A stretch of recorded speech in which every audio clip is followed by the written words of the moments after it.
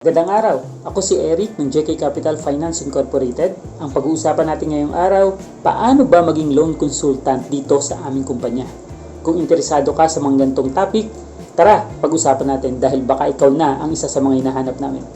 Tara! Ano ba itong loan consultant? Wala itong pinagkaiba sa freelancer o yung tinatawag nating ahente. So lahat ito ay commission-based, ibig sabihin kumikita lamang sila sa nabibenta nilang mga loan, sasakyan, o kahit anumang bagay o binibenta na pwedeng tumanggap ng komisyon.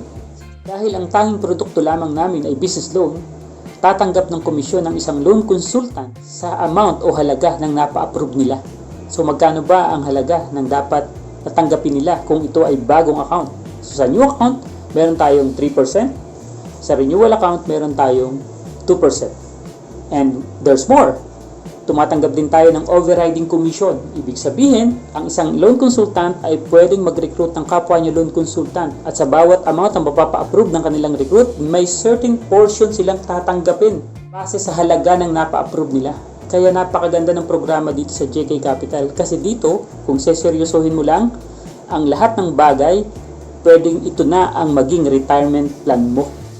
Hanggang aktibo ka sa amin binabilang loan consultant, patuloy kang tatanggap ng komisyon hanggat nagre-renew o naglo-loan ng inyong mga account. Ang maganda rito sa amin, hindi nag-aagawan ng account. Ibig sabihin, secure ang account mo at kami mismo ang nag-aalaga dito. Sino-sino ba ang pwede maging loan consultant?